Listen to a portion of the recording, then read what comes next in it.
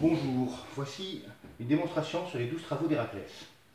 C'est un jeu où on va jouer un héros durant l'épopée grecque et on va chercher à effectuer les 12 travaux, de participer aux quêtes, de plaire aux dieux afin de monter sur leur piste et d'obtenir différentes faveurs. Comment va se dérouler le jeu? Le jeu va se dérouler en 6 tours. Durant le premier tour, on va faire ces 2 travaux. Le deuxième, c'est 2, le troisième, le quatrième, le cinquième et 6e tour. Et au bout des 6 tours, on va compter les points. Le jeu se joue de 2 à 4 joueurs et dure 1 heure. Comment va se dérouler le jeu? Durant chaque tour est décomposé en 5 phases. Au début du jeu, on va commencer avec tous une carte Zeus, qui est une carte joker, qui peut servir à la fois pour une des caractéristiques sont la force, la ruse et la dextérité, afin de réussir les travaux, ou alors comme un des 4 autres dieux qui vont participer, qui vont être Apollon, Hermès, Héra et Athéna. Donc on commence avec une carte et une pièce. On va mettre notre premier jeton sur les différentes pistes des dieux, sur la piste des travaux et sur la piste d'initiative. Une fois que ça a été fait, on commence la première phase par tirer 2 cartes. Donc je tirais 2 cartes du jeu, que je rajoute donc à ma main. On va dire, hop, je tire 2 cartes du jeu et que je rajoute à ma main. Une fois que ça a été fait, le joueur le plus avancé sur Apollon, donc en cas d'égalité celui qui est au-dessus, va choisir une carte parmi celles qui sont disponibles. Il y en a automatiquement 3 par joueur. Donc il y a autant de colonnes de 3 joueurs, de 3 cartes, que ce qu'il y a de joueurs. Là, on va faire une simulation pour un jeu à 3. Donc le joueur le plus avancé va choisir en fonction des travaux, des dieux et tout ça. Donc il peut très bien commencer par prendre une carte. Alors soit il prend une des cartes du bas, c'est-à-dire celles qui ne sont pas recouvertes par une autre, soit il peut prendre une carte qui est déjà recouverte par une autre carte, mais il doit payer un point de prestige, qui est aussi un point de victoire. Donc c'est un choix. Donc il prend, le deuxième joueur le plus avancé va prendre une carte, le troisième une carte, le premier une, ou alors si vous voulez celle-là il pourrait la prendre gratuitement, celle-là gratuitement, celle-là gratuitement, mais si vous voulez prendre celle-là il devrait la payer, ou celle-là elle la payer. Bon. Et ainsi de suite, il va se retrouver avec, on va dire, il va prendre ces 3 cartes, donc à la fin de cette phase, il aura 6 cartes en main. Une fois que ça a été fait, on va jouer on peut jouer des cartes pour cette action qui correspond à celle du jour, la première de la phase. En sachant que chaque joueur, alors on va jouer selon l'ordre d'initiative, donc c'est d'abord le jaune qui va jouer, puis après le vert, puis après le rouge. En sachant que chaque joueur peut jouer un certain nombre de cartes maximum qui est indiqué par son niveau en Hermès. Donc là, on commence toujours à pouvoir jouer 2 cartes maximum. Alors, on joue les cartes. Alors, ce qu'il faut savoir, c'est que quand on joue des cartes, tous les symboles comptent. C'est un jeu de combinaison. Donc là, imaginons que j'ai joué ça, une fois que tout le monde a joué. Là, on voit que pour le travail des juments de Biomède, il faut 2 dextérités. J'ai 2 dextérités. Donc, je réussis mon travail. Je monte de 1 sur la piste des travaux. La deuxième chose, c'est qu'on voit qu'il y a des dieux sur ces cartes.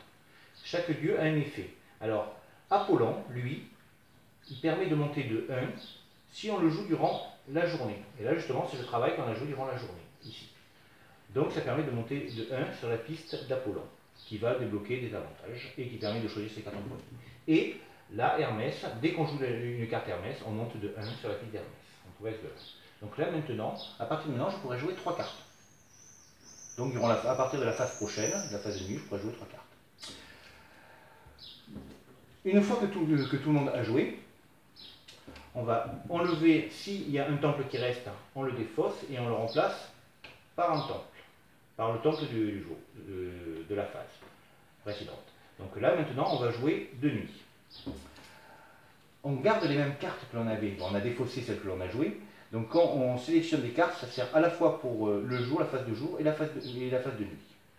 Alors maintenant, j'ai d'autres possibilités. Quoi jouer? Alors, soit je peux continuer à faire des travaux, ainsi de suite, mais il y a d'autres styles de cartes. Imaginons par exemple que j'ai celle-là. je peux très bien jouer cette combinaison. Alors ça, c'est pour les cartes rouges qui permettent de partir en quête. Là, on voit que je voudrais participer à la quête de la méduse en gamma. Je vérifie qu'en gamma, sur la méduse, il n'y a pas déjà de cube posé, ce qui est le cas. Donc, je réussis ma quête, je peux poser mon cube. Et donc, je pose le cube, je récupère ce qui est en dessous. Là, il y a marqué une montée sur la piste d'Hermès. Paf, je monte de 1. Alors, ça permet d'avoir des petits gains, mais en plus, à la fin du jeu, pour chaque quête dans laquelle j'aurai au moins un cube, j'aurai des points de victoire. Donc, imaginons que si le jeu devait s'arrêter là, j'aurai un point de victoire parce que j'ai participé à la quête de la méduse. Mais si j'avais participé ici, à la quête du cheval de Troie, j'aurais marqué 3 points de plus. Voilà.